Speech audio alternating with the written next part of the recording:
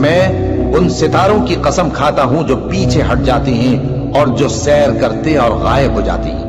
اور رات کی قسم جب وہ پھیلنے لگتی ہے، اور صبح کی قسم جب وہ نمودار ہوتی ہے، کہ بے شک یہ قرآن اس فرشتہ عالی مقام کا سنایا ہوا پیغام ہے جو صاحب قوت ہے،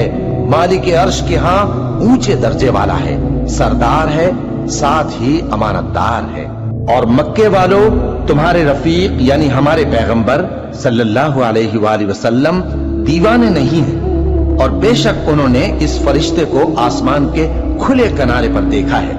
اور وہ غیب کی باتوں کے ظاہر کرنے میں بخیل نہیں، اور یہ کسی شیطان مردود کا کلام نہیں ہے۔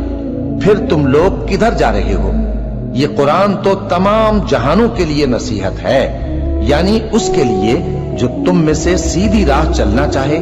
اور تم لوگ کچھ بھی نہیں چاہ سکتے